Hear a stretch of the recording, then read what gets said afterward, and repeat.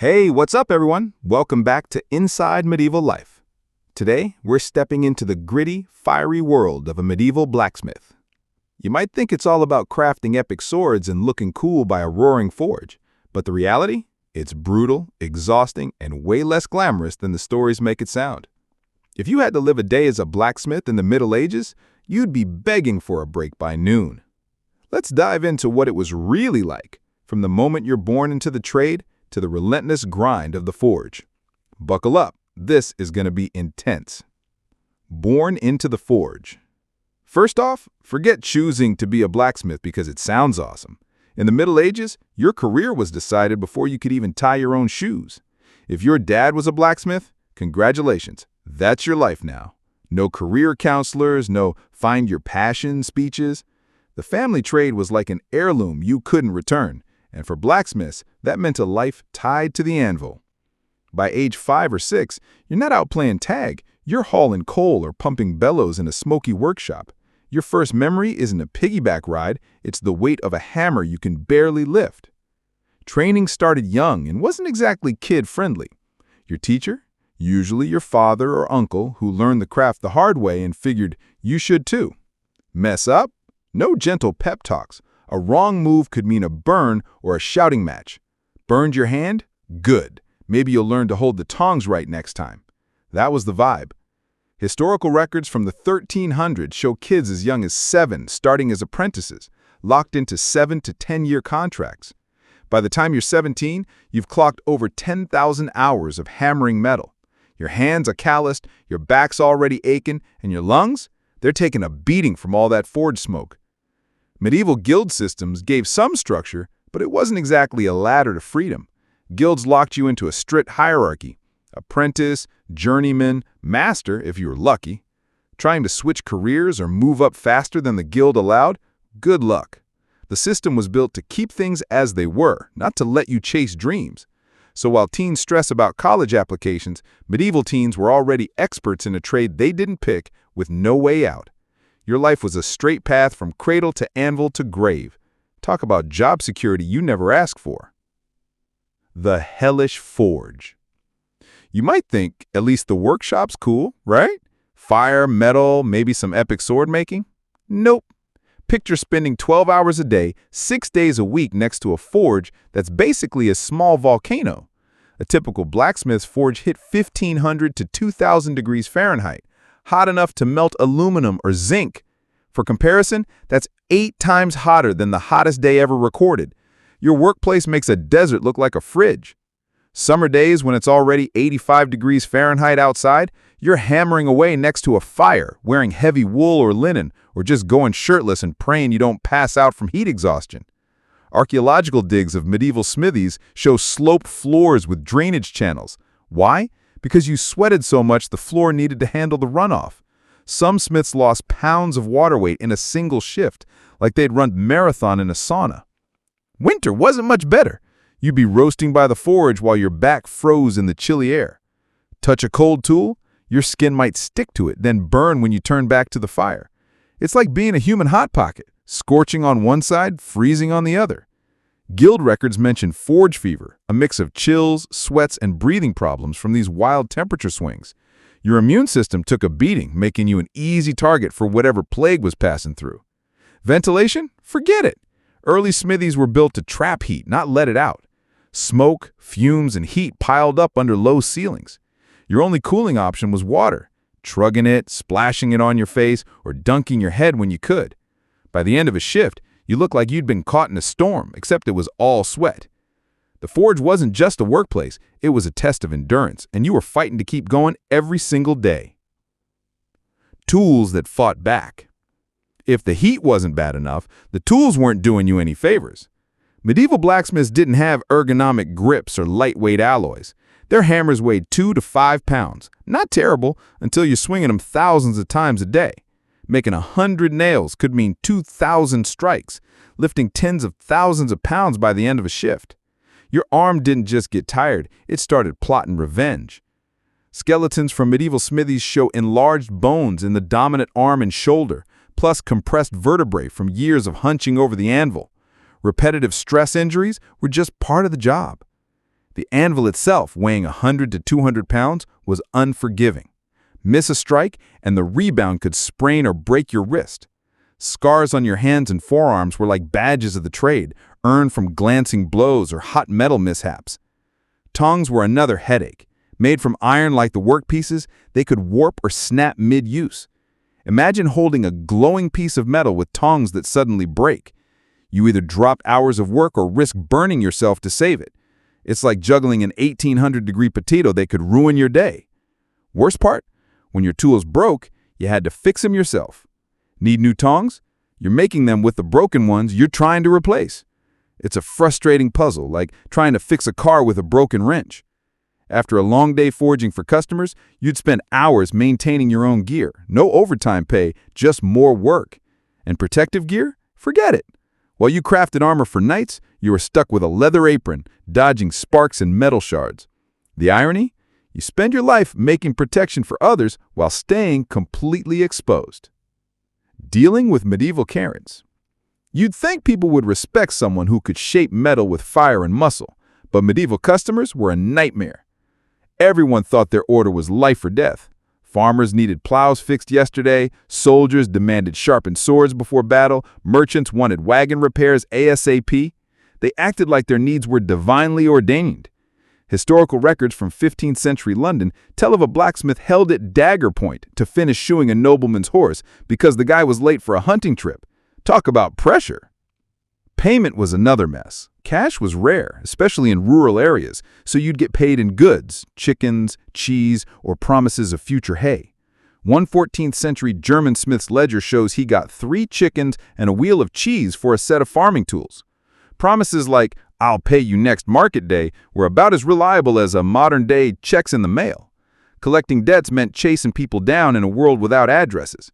Nobles and clergy were the worst, demanding priority service or free work for the honor of serving them. Refuse a knight? Good luck explaining that to his armed buddies later. Women blacksmiths, often widows running the shop, had it even tougher. Records show they were paid less and constantly questioned by customers who didn't trust their skills. And then there were the know-it-alls, hanging around your forge, giving advice like, "My cousin's friend hit the metal harder than that." Nothing says medieval expertise than unsolicited tips from someone who's never touched a hammer. Dealing with customers wasn't just part of the job. It was a daily test of patience that made the forge's heat feel like the payment puzzle. You'd think hammering out tools and weapons would at least earn you a decent paycheck, right? Wrong. In the Middle Ages, getting paid as a blacksmith was like playing a game of guess what I'm getting today, and it was rarely cash. Coins were scarce, especially in rural areas. Most people barely saw a handful of coins their entire lives. Instead, you're paid in whatever your customers have lying around: chickens, geese, grain, or a sack of turnips. One 14th century German smith's ledger shows he got 3 chickens, a wheel of cheese, and a vague promise of hay for a full set of farming tools. Hope you like bartering, because your salary might cluck or rot before you can use it. Barter wasn't just inconvenient, it was a logistical nightmare. Chickens could run off, grain could spoil in damp weather, and good luck feeding your family on nothing but cabbages. You basically became a part-time trader, swapping your payment for stuff you actually needed. Credit was even worse. Customers tallied debts on notched sticks or crude ledgers, and some owed you for decades. Historical records show blacksmiths topping creditor lists in medieval towns, with people dying, still owing for work done years ago. Chasing down debts meant tracking people through villages with no addresses or IDs. Imagine playing hide-and-seek, but the prize is a sack of barley. Then there was the social hierarchy. Nobles and clergy expected priority service, often for free or at a discount, just for the privilege of working for them. Say no to a knight, you might find yourself explaining why to the local lord or his armed goons. Tax collectors loved blacksmiths because their workshops were easy to find and tax. Records from medieval Europe show smiths often paid higher rates than wealthier merchants. Even reliable payments, like a lord reducing your taxes for work, felt like a scam, protection from threats that might not even exist. Every payment was a reminder. You were essential, but you'd never get rich. The silent killer in the air. If the payment headaches weren't enough, every breath you took in the smithy was a slow poison. The forge wasn't just hot, it was deadly. Every strike on hot metal sent tiny particles of iron oxide, coal dust, and metal fragments into the air. Without masks or ventilation, your lungs were basically unfiltered vacuums, sucking in this toxic mix all day. Charcoal or coal in the forge pumped out carbon monoxide, a colorless, odorless gas that left you dizzy, headachy, and confused. Smiths often brushed it off as just another Monday, but by Friday you were barely standing. Working with lead or copper alloys was even worse, releasing fumes that attacked your nervous system. Your body became a storage bank for metals with no way to flush them out. Burial records from a 14th century English town show blacksmiths died at 47 on average, compared to 59 for tailors and 62 for clergy. While priests prayed for heaven, smiths got an early ticket out. Many knew the forge was killing them. They saw older masters struggling to breathe, apprentices coughing endlessly. But what could you do? Some tied cloths over their faces, but those did little against the finest particles. Every breath was a gamble, and the house always won. The lack of ventilation made it worse. Smithies were built to trap heat, not clear smoke. Fumes collected under low ceilings, turning your workshop into a haze of poison. Opening a door might help, but it let in drafts that messed with the forge's temperature. You were stuck choosing between choking or ruining your work. The air wasn't just uncomfortable. It was a silent killer, chipping away at your health with every hammer strike. The physical dangers that never stop. If the air didn't get you, the forge's physical hazards might. Medieval smithies wouldn't pass a single modern safety check. No warning signs, no guardrails, just you, hot metal, and sharp tools. Burns were the biggest risk. We're not talking about minor singes. Think serious, skin-melting burns from 1800 degrees Fahrenheit iron. Your arms were a canvas of scars, each one a story of a near miss or a painful mistake. A 1300s medical text describes a blacksmith's burn remedy: egg whites, honey, and herbs slapped on the wound. But most blacksmiths just kept working through the pain. Hurts to hammer? Too bad. We need 50 nails by sundown. Metal fragments were another constant threat. Without goggles, flying shards could nick your eyes or worse. Many blacksmiths lost vision over time, their eye for detail coming at the cost of their actual eyes. Tools breaking mid-work was a nightmare. Imagine your tongs snapping while holding red-hot metal. Drop it and you lose hours of work. Hold on and you're risking third-degree burns. Injuries didn't get proper care either. A bad wound could get infected, leading to blood poisoning or even amputation. And amputations? Done without anesthesia, using a forge-heated blade to cauterize the wound. Smiths had their own remedies, like secret burn salves passed down through families, but these were no match for the constant risks. Workshops were a battlefield of fire, metal, and human flesh, and your only defense was your own reflexes, until they slow down from exhaustion or a post-work mug of ale.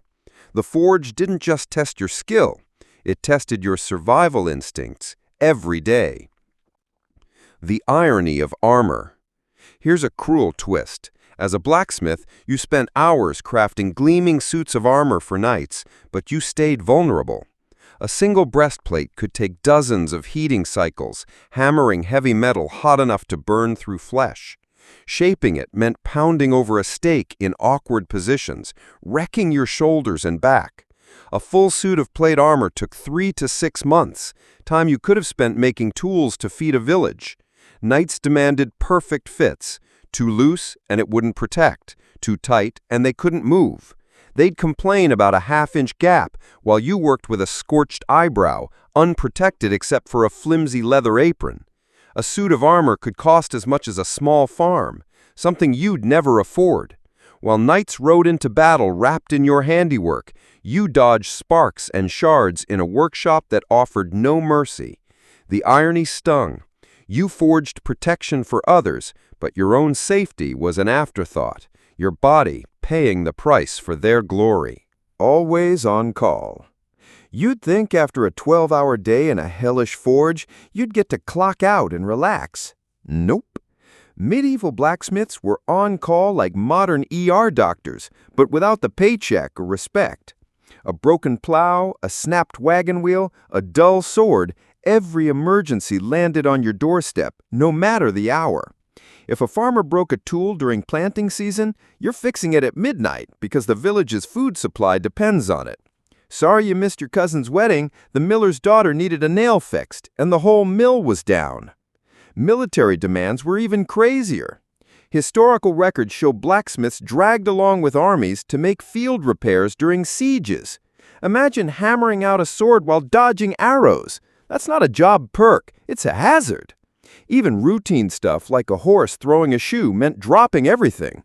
A lame horse could tank a farmer's income, so you're out there forging a new shoe while the horse glares at you like you caused the problem.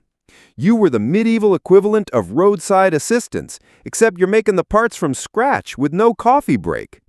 Even holidays offered no escape. While most trades got a breather on holy days, blacksmiths were often exempt because their work was essential. Church records show special permissions for smiths to work on Sundays or feast days if a plow or weapon needed fixing. Your day off was just a day with slightly less yelling. The forge was your life, and the village made sure you never forgot it. Taking the blame. As if the endless work wasn't enough, blacksmiths were everyone's favorite scapegoat. Tool broke, sword dulled, wheel collapsed. Guess who's to blame? The guy who made it. Never mind that the farmer used a pruning blade to chop firewood, or the merchant overloaded his wagon with 20 people's worth of cargo. Medieval court records show blacksmiths were often dragged into disputes, sometimes swearing on holy relics to prove they didn't sabotage their work. Imagine having to swear on a saint's bone that your hammer wasn't cursed because a knight's sword snapped in battle. Kids got hurt playing with a tool. Parents pointed at you, not their own lack of supervision. Weather didn't help either. Rain rusted gates, damp soil corroded plows, and armor left outside fell apart. Customers expected your work to last forever, even without modern coatings. You'd warn them to oil their tools or store them properly, but they'd ignore you, then blame you when the blade broke. One 15th century record tells of a smith held liable for a gate that rusted years after he made it, like he could control the weather. The worst part? Your reputation was all you had, but it was at the mercy of people with more status. A wealthy merchant could badmouth you to the magistrate, and suddenly you're the guy who makes shoddy tools. Social standing trumped truth, and as a suit-covered smith, you were rarely the one believed. Even on their deathbeds, some smiths felt compelled to confess to faulty work in their final moments, taking blame for things beyond their control. You didn't just forge metal, you carried the weight of everyone's expectations. The toll on body and soul. The physical toll of blacksmithing was relentless. Your hands lost feeling from years of calluses, making precision work a nightmare. Constant hammering left you half-deaf, and the forge's glare plus flying metal shards damaged your eyes. Infections from burns or cuts were common, and with no real medical care, a bad injury could mean blood poisoning or a brutal amputation. You'd cauterize wounds with a hot blade from your own forge, no anesthesia, just grit. But it wasn't just your body that suffered. The mental grind was real. You were essential but undervalued, crafting tools that fed villages and armor that saved knights, yet getting turnips and complaints in return. The isolation of the forge, the endless demands, the blame, it all weighed on you. You weren't just shaping metal, you were shaping society, but it felt like society was shaping you into something broken. Guild records hint at the psychological cost. Some smiths, in their final confessions, asked forgiveness for tools that failed, as if their life's work was a sin. The constant pressure to be perfect in an imperfect world, to keep hammering through pain and exhaustion, left scars deeper than the ones on your arms.